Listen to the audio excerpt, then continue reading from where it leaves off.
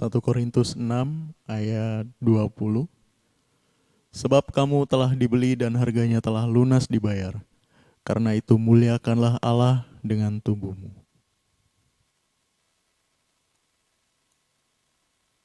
Baik, silakan Pastor. Shalom. Selamat berjumpa dalam program Jesus Way dari Smart People Church. Bersama dengan saya, Pastor Yafet Suyono. Bapak Ibu Saudara, sahabat dimanapun berada, keluarga besar dari Smart People Church, serta para pemirsa yang setia mengikuti program-program dari Smart People Church. Nah, Bapak Ibu Saudara yang dikasihi oleh Tuhan Yesus Kristus, nah di dalam pertemuan pertama ini, saya ingin mengajak Bapak Ibu Saudara untuk belajar dan merenungkan kebenaran firman Tuhan dari surat 1 Korintus pasal 6 ayat yang ke-20. Sebab kamu telah dibeli dan harganya telah lunas dibayar, karena itu muliakanlah Allah dengan tubuhmu. Temanya adalah muliakanlah Allah dengan tubuhmu. Ada beberapa bagian yang akan kita pelajari bersama-sama. Nah, Bapak Ibu Saudara yang dikasihi oleh Tuhan Yesus Kristus, memuliakan Allah dengan tubuh kita, dengan hidup kita, dengan seluruh keberadaan kita, tidak bisa di dalam kondisi biasa-biasa. Kita harus sudah dalam kondisi kudus, suci, dan layak untuk memuliakan Allah melalui seluruh eksistensi kehidupan kita. Oleh karena itu, Kristus telah mati di atas kayu salib, menebus dosa-dosa kita. Sehingga kita memiliki kelayakan untuk memuliakan Allah dengan tubuh kita ini. Nah, karena itu kamu telah dibeli, ya, agorasio. Artinya membeli atau menebus. Jadi Bapak Ibu Saudara yang dikasihi oleh Tuhan Yesus Kristus, kita tidak bisa memuliakan Allah dengan tubuh kita yang dalam keadaan berdosa. Kita sudah harus dalam kondisi suci sehingga kita ini boleh datang menghampiri Allah yang kudus. Sebab tanpa kekudusan tidak ada seorang pun yang sanggup dan mampu untuk menghadiri Allah Bapa.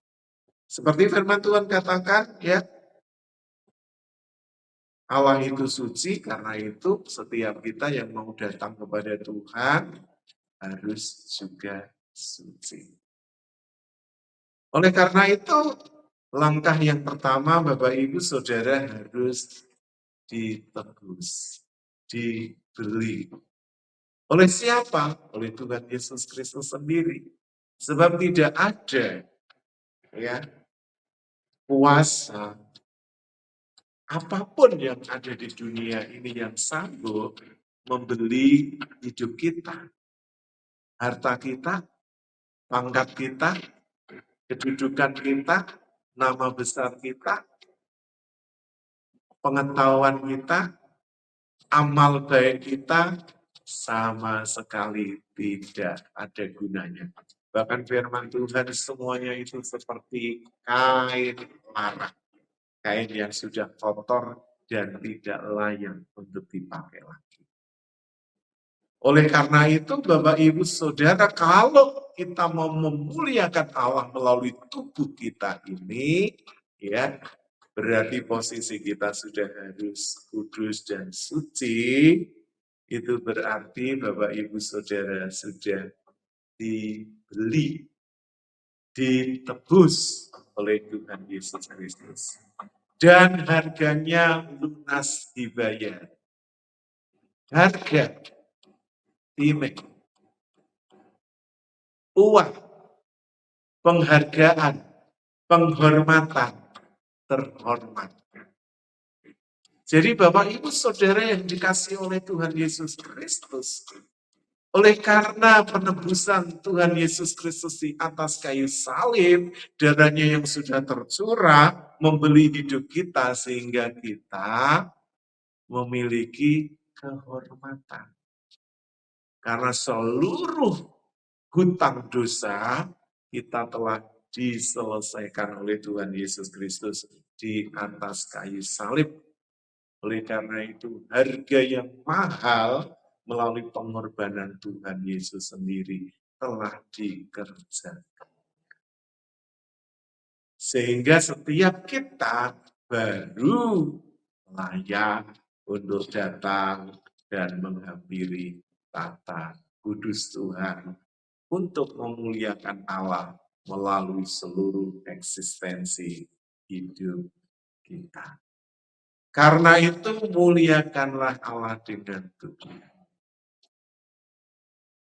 Bapak Ibu Saudara, saya percaya sebagai anak-anak Tuhan, sebagai kekasih hati Tuhan, sebagai orang yang sudah dibeli dengan harga yang mahal, pasti ada kerinduan yang muncul dari dalam hati Bapak Ibu untuk memuliakan Allah di seluruh gerak langkah kehidupan kita. Dari waktu ke waktu, sepanjang hidup kita. Ada berbagai cara untuk memuliakan Allah.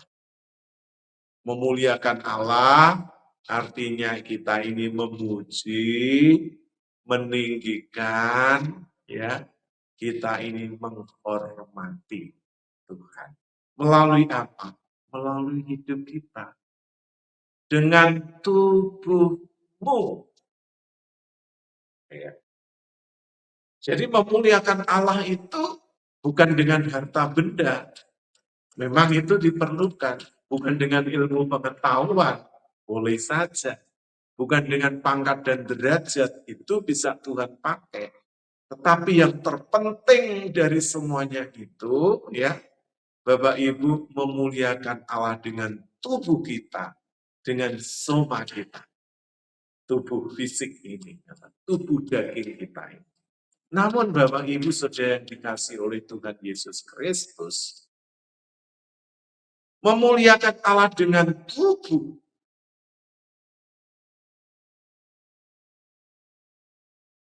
itu secara utuh, secara lengkap, secara konkret. Karena di dalam tubuh fisik kita ini, ya, manusia itu memiliki 3 unsur di dalam tubuh. Yaitu tubuh yang fisik ini, jiwa, dan roh. Roh itu adalah bagian terdalam dari hidup manusia. Dan oleh roh itulah manusia kita bisa memiliki hubungan secara pribadi, secara intim dengan Allah Bapa. Oleh karena itu, Bapak Ibu Saudara yang dikasihi oleh Tuhan Yesus Kristus, untuk memuliakan Allah melalui tubuh kita ini, di bagian yang pertama ini, saya ingin mengajak Bapak Ibu untuk belajar tentang roh adalah kehidupan. Mengapa? Pada awal penciptaan, ya, setelah Allah menciptakan ya, langit dan bumi beserta seluruh isinya, termasuk hewan dan sebagainya. Lalu Allah menciptakan manusia. Dan waktu itu manusia belum memiliki kehidupan. Karena memang baru secara fisik Allah ciptakan. Nah, setelah Allah menggembuskan rohnya melalui hidup manusia, barulah manusia itu memiliki kehidupan. Kita akan membaca ayat ini yang terambil dari Kejadian pasal 2 ayat yang ke-7. Dipersilakan.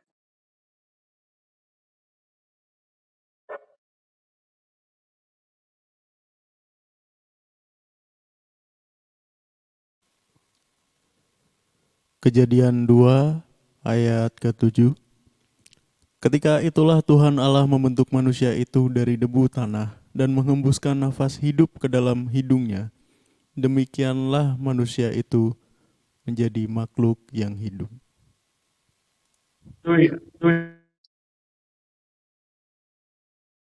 Puji Tuhan. Demikianlah Allah menciptakan manusia dari debu tanah. Itulah asal kita semua. Manusia sudah terbentuk sesuai dengan firman Tuhan, gambar dan rupa Allah, namun manusia belum memiliki kehidupan. Karena Allah belum menghembuskan rohnya melalui hidung, melalui nafas manusia. Dan ketika Allah setelah menghembuskan nafasnya, barulah manusia itu menjadi makhluk yang hidup. Jadi Bapak Ibu Saudara, setelah manusia memiliki kehidupan, ya, berarti rohnya itu bukan rohnya Allah lagi, tapi roh kecil, rohnya manusia itu hidup. Itulah yang mampu untuk berhubungan, memiliki ya, satu ikatan, satu persekutuan, komunikasi yang intim, yang akrab, yang erat. Bapak Ibu boleh baca itu ketika Adam dan Hawa ya ada di Taman Eden, mereka itu bisa bercakap-cakap dengan Allah setiap waktu tanpa terkendala apapun, tanpa ada sekat-sekat atau batas-batas yang menghalangi mereka untuk berkomunikasi dengan Allah. Namun ketika manusia jatuh ke dalam dosa, rohnya rusak.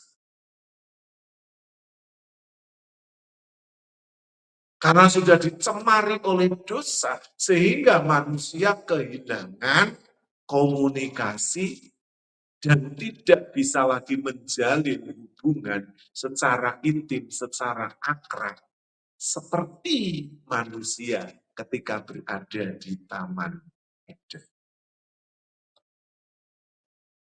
Oleh karena itu, setiap kita Bapak Ibu Saudara yang dikasihi oleh Tuhan Yesus Kristus, yang ingin memiliki hubungan yang intim, yang akrab, komunikasi yang indah, yang hangat, yang dekat, Bapak Ibu Saudara tidak bisa memakai tubuh fisik apalagi dalam keadaan yang tidak layak, yang berdosa, yang tidak sesuai dengan kehendaknya. Sebab setiap dosa yang ada di dalam diri kita, manusia, kita tidak punya kelayakan untuk menghampiri Allah yang kudus. Oleh karena itu roh manusia harus dikembalikan lagi, dipulihkan lagi. Dan itu hanya bisa dikerjakan oleh putra tunggalnya, Tuhan Yesus Kristus, melalui kematiannya di atas kayu salib. Sehingga hubungan yang rusak itu dipulihkan. Sehingga manusia bisa kembali berkomunikasi dengan Allah. Walaupun resikonya manusia tidak bisa lagi tinggal di Taman Eden karena manusia harus diusir dari Taman Eden dan dia berada di bumi ini yang sudah jatuh, yang sudah rusak karena dosa dan pelanggaran oleh Adam dan Hawa. Sehingga manusia harus bekerja keras untuk mencukupi kebutuhan hidupnya. Oleh karena itu, Bapak, Ibu, Saudara yang dikasihi oleh Tuhan Yesus Kristus, ketika hubungan kita sudah dipulihkan melalui kematian Tuhan Yesus Kristus di atas kayu salib, melalui roh kita, Tuhan Yesus memulihkan hubungan. Sehingga setiap saat, setiap waktu kita bisa berkomunikasi, kita bisa menjalin hubungan secara intim sebagai seorang anak kepada Bapaknya. Seperti dulu kala ketika Adam dan Hawa belum jatuh di dalam dosa dan masih hidup di dalam kesucian.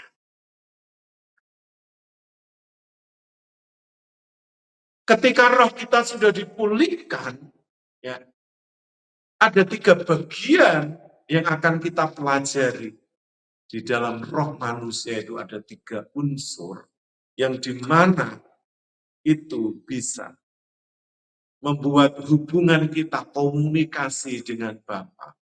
Apa yang menjadi kehendak dan maksud Tuhan atas hidup kita. Apa yang harus kita kerjakan. Apa yang harus kita lakukan sebagai anak-anaknya, sebagai hamba-hambanya, sebagai duta-dutanya di bumi ini. Agar hidup kita mampu memuliakan Allah setiap waktu, setiap saat. Bukan hanya untuk kesenangan kita sendiri, tetapi itu untuk pekerjaan Tuhan. Karena setiap kita yang ditebus, Tuhan juga memiliki amanat agung, misi, agungnya atas hidup setiap kita. Salah satunya adalah untuk memberitakan Injil atau kabar sukacita kepada semua manusia, dimanapun di atas bumi. Nah, yang pertama, roh itu memiliki 3 bagian. Yang pertama adalah intuisi. Di dalam bahasa Latinnya intuor. Atau artinya melihat. Di mana pikiran ini memiliki kecerdasan untuk melihat jawaban yang ada di dalamnya. Yang itu seringkali tidak sesuai dengan nalar. Karena ini sesuatu yang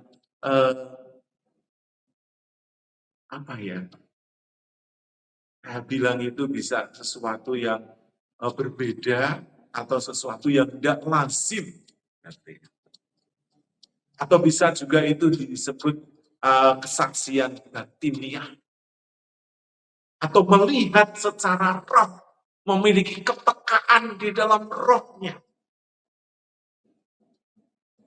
Nah, contoh ini bisa kita lihat apa yang dilakukan oleh Rasul Paulus ketika dia berdoa untuk pergi ke satu tempat. Ternyata di dalam doanya itu, dia mendapatkan penglihatan. Bukan tempat yang ingin dia tuju, tapi penglihatan ini datang dari tempat lain. Karena ternyata di sana ada orang-orang yang belum percaya Yesus. Mereka perlu mendengar Injil dan perlu diselamatkan. Kita akan membaca dari Kisah Para Rasul, pasal yang ke-16 ayat 9 dan 10. Dipersilakan.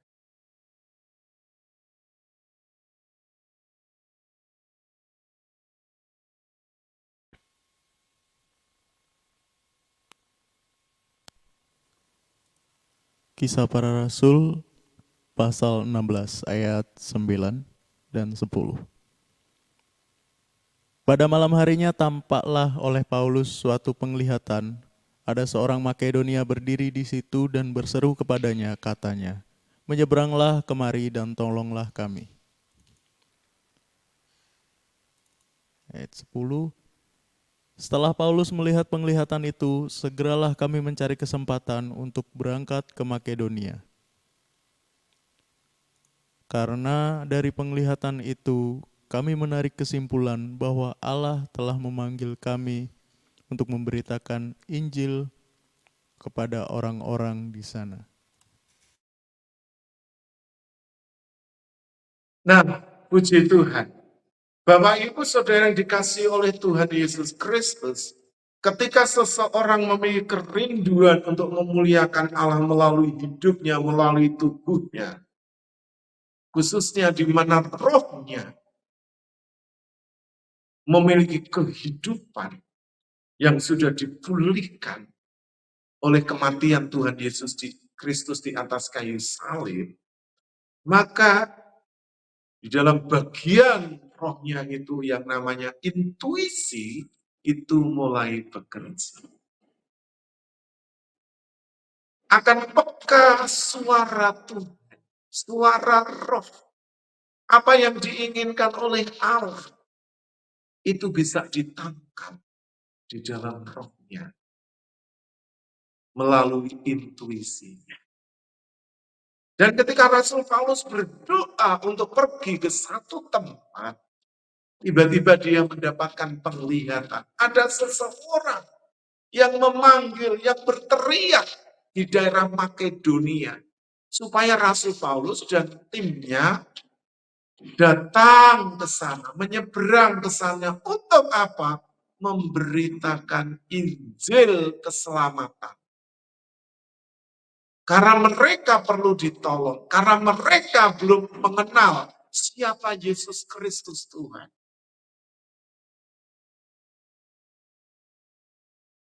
Dan keberadaan mereka menjadi sarana Allah untuk menghubungkan dengan hamba-hambanya, dengan anak-anaknya yang rindu memuliakan Allah melalui pelayanan-pelayanan yang diemban. Dan pada akhirnya Rasul Paulus menyimpulkan bahwa mereka, Rasul Paulus bersama dengan timnya ini, harus segera pergi ke Makedonia. Tidak menunggu lagi. Tidak menunda-nunda. Karena ini sudah jelas, ini bukan hanya sekedar perasaan, ini bukan hanya sekedar keinginan, atau kemauan dari seorang hamba Tuhan, seorang anak Tuhan. Ketika dia bisa pergi kemana saja untuk memberitakan Injil. Tetapi kepergiannya ke tempat itu karena benar-benar ada peneguhan. Ada utusan yang Allah berikan melalui penglihatan ketika dia berdoa. Ketika dia membangun satu komunikasi hubungan yang intim, yang erat, yang akrab. Agar kehendak Tuhan dinyatakan melalui kehidupannya, melalui pelayanannya, melalui semua gerak dan aktivitasnya. Dan benar apa yang Rasul Paulus lihat melalui penglihatan, melalui kepekaan rohnya, intuisinya. Daerah itu menerima kehadiran Paulus dan Injil diberitakan dengan luar biasa dan ada banyak jiwa, ribuan orang yang pada akhirnya percaya kepada Tuhan Yesus Kristus. Dan daerah itu akhirnya dimenangkan bagi kemuliaan Tuhan. Jadi Bapak Ibu Saudara yang dikasihi oleh Tuhan Yesus Kristus, ketika Hubungan kita dengan Allah sudah dipulihkan sehingga roh kita, roh manusia kita ini hidup kembali.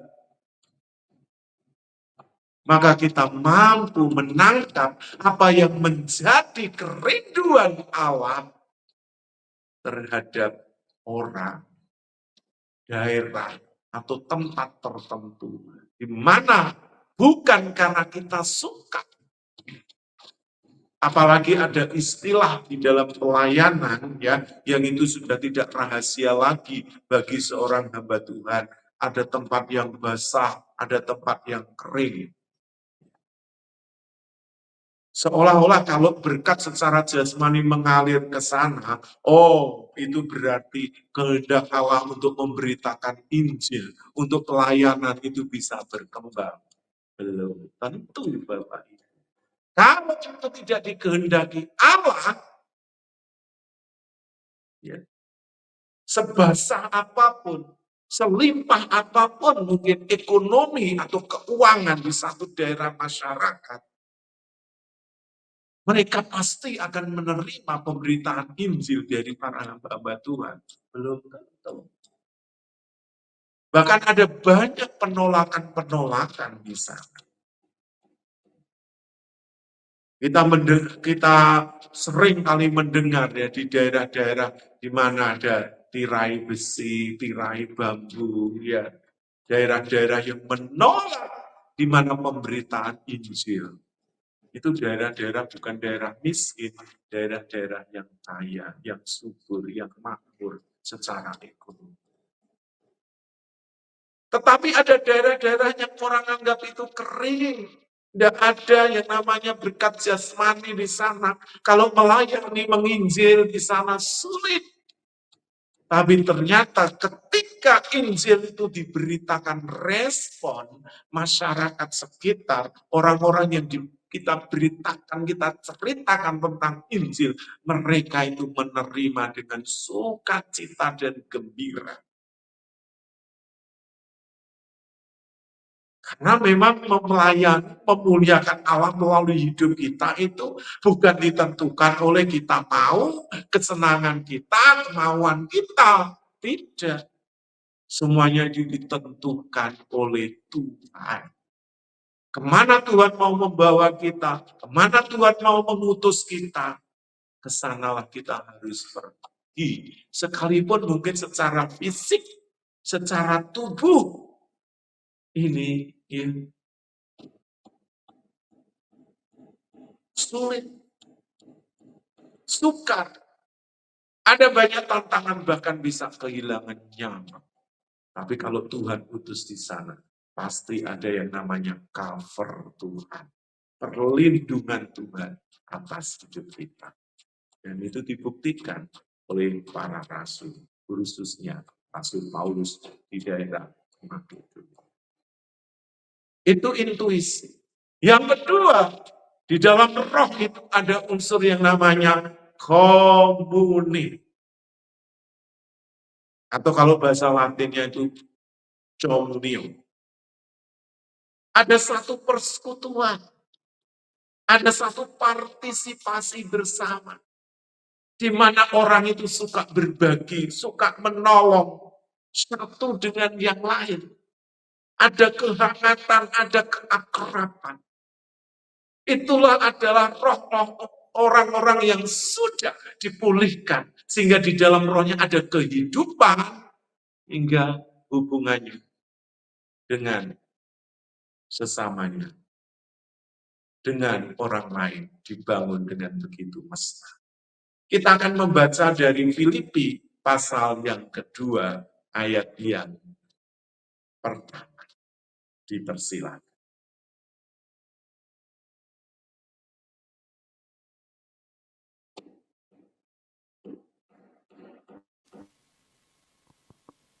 Filipi 2 ayat yang pertama. Jadi karena dalam Kristus ada nasihat, ada penghiburan kasih, ada persekutuan roh, dan kasih mesra, dan belas kasihan. Karena itu, karena di dalam Kristus ada nasihat, ada belas kasihan, ada persekutuan roh, dan ada kasih mesra. Jadi Bapak Ibu Saudara, orang yang rohnya sudah hidup kembali, orang itu memiliki persekutuan tidak hanya dengan Allah, hubungan yang akrab, yang intim, tapi juga dengan sesama. Dia membangun satu persekutuan, satu hubungan. Dia ikut berpartisipasi bersama di mana dia tinggal, baik di gereja lokal atau di daerah di mana Tuhan tempatkan. Dengan sesama hamba Tuhan, dengan sesama anak Tuhan, dengan berbeda organisasi sekalipun. Ya, karena di dalam Allah tidak ada yang namanya peta-peta, tembok-tembok organisasi. Kita ini satu. Gereja itu secara universal. Ya.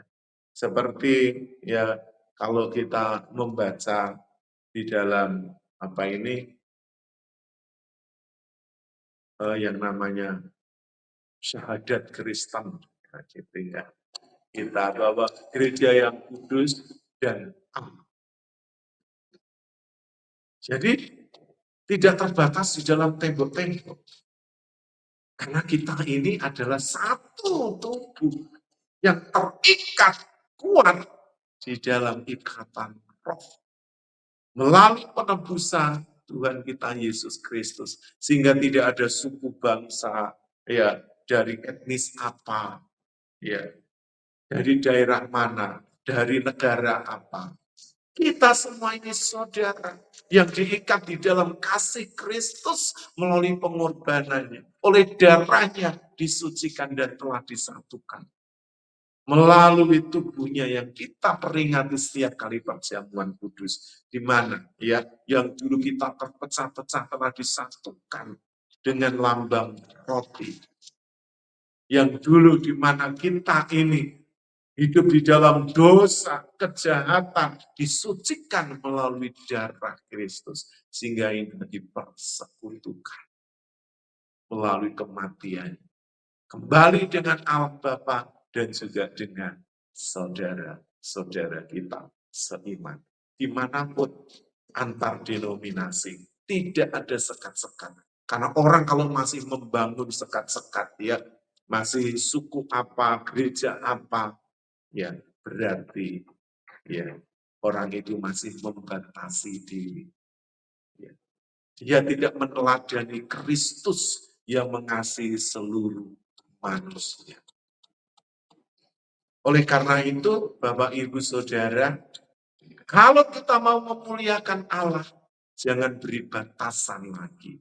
Ya, untuk ya kita boleh berteman, bersaudara dengan siapa, suku apa, bangsa apa. Sebab kita telah dipersatukan melalui kematian Tuhan Yesus Kristus. Dan kita diikat menjadi satu tubuh Kristus. Ada mata, telinga, mulut, tangan, kaki, dan semua berfungsi sesuai dengan tempatnya masing-masing. Mari kita bangun sebuah hubungan yang indah, persekutuan yang erat. Yang ketiga, di dalam roh itu ada yang namanya suara hati. Di dalam etimologi, bahasa Yunani itu suneidesis. Atau kalau di dalam bahasa Latin itu consentia. Con itu artinya ya bersama-sama. Jadi kita ini dipersatukan bersama-sama. Ketika suara hati kita ini kita tidak menuduh, ketika suara hati kita ini tulus, ketika suara hati kita ini jujur, sehingga tidak ada tuduhan-tuduhan di dalamnya, maka Bapak Ibu Saudara, kita ini bisa mendengar suara Tuhan itu dengan jelas.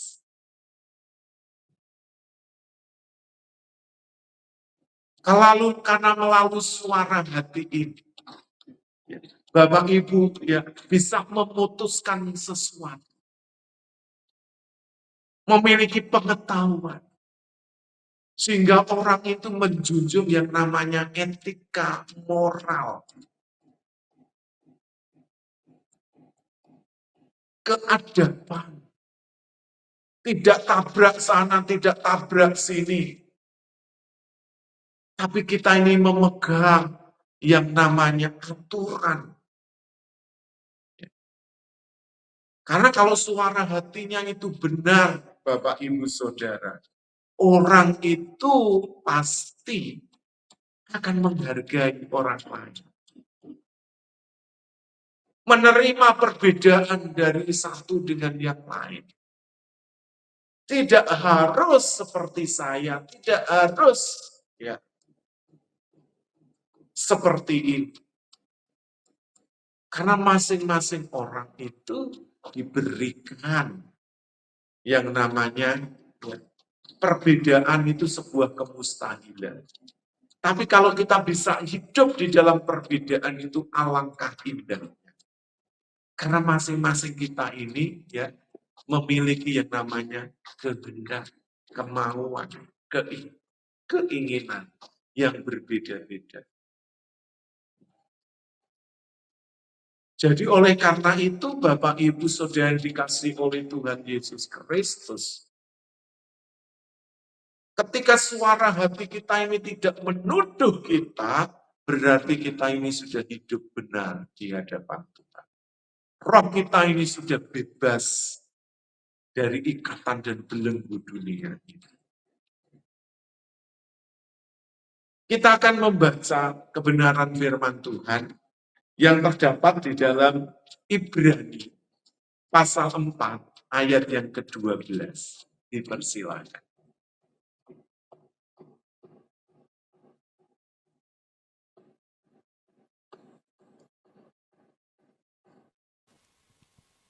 Ibrani pasal 4 ayat yang ke-12. Sebab firman Allah hidup dan kuat dan lebih tajam daripada pedang bermata dua manapun. Ia menusuk amat dalam sampai memisahkan jiwa dan roh, sendi-sendi dan sumsum. Ia sanggup membedakan pertimbangan dan pikiran hati kita. Bapak Ibu Saudara dikasih oleh Tuhan Yesus Kristus, firman Tuhan itu mampu menusuk, menembus, sampai bisa memisahkan jiwa dan roh, bahkan di dalam pertimbangan, pikiran, perasaan kita. Dan semuanya itu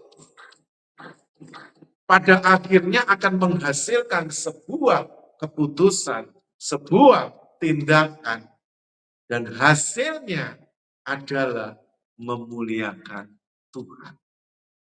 Karena apa? Firman Tuhan sudah memenuhi rohnya, pertimbangan. Suara hatinya diisi oleh suara Tuhan, suara kebenaran. Bukan lagi suara dagingnya, suara kemauannya. Tapi suara firman Tuhan, suara Allah sendiri, suara Tuhan sendiri yang mendominasi hati dan hidupnya. Sehingga seluruh tindakannya itu memuliakan nama Tuhan. Jadi Bapak Ibu Saudara yang dikasihi oleh Tuhan Yesus Kristus, ketika roh kita ini adalah kehidupan, maka kehidupan Allah itu yang berdaulat sepenuhnya atas hidup kita. Untuk mengakhiri di part 1 ini, kita akan membaca firman Tuhan yang terdapat dari Injil Yohanes pasal 6 ayat yang ke-63.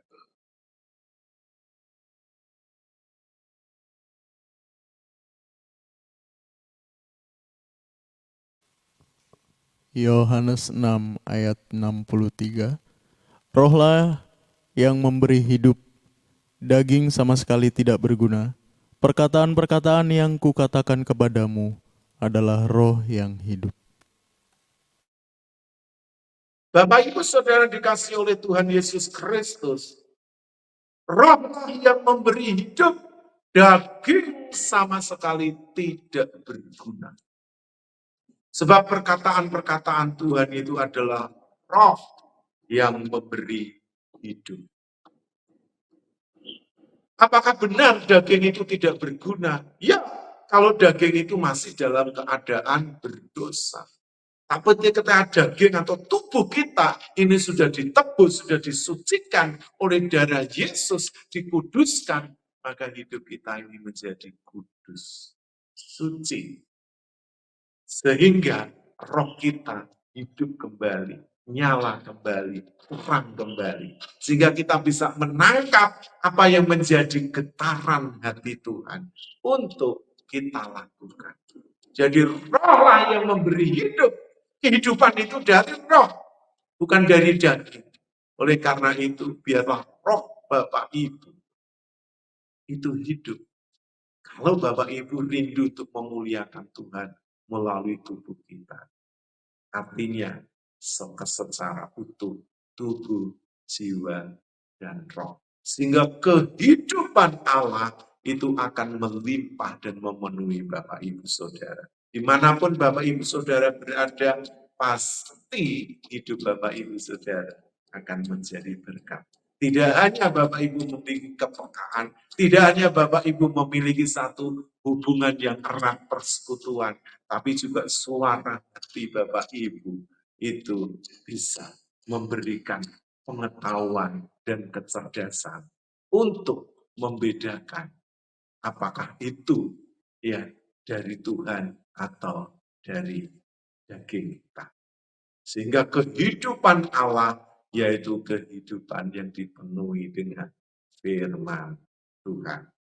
Kiranya Bapak Ibu diberkati dan kita akan berjumpa kembali di dalam bagian yang selanjutnya.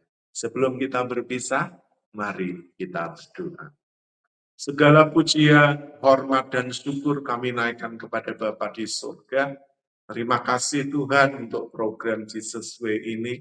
Tuhan memberkati pastor senior kami, Pastor Abraham Remdi, dan seluruh tim dari Smart People Church diberkati secara keseluruhan hidup mereka, sehingga mereka semakin giat melayani Tuhan. Dan setiap program yang ditayangkan melalui Smart People Church ini akan menjadi berkat bagi banyak orang yang mendengarkannya. Diberkati Bapak Ibu Saudara dimanapun dalam kehidupan keluarga, rumah tangga, pekerjaan, dan pengiringan Bapak Ibu semakin dibuat giat.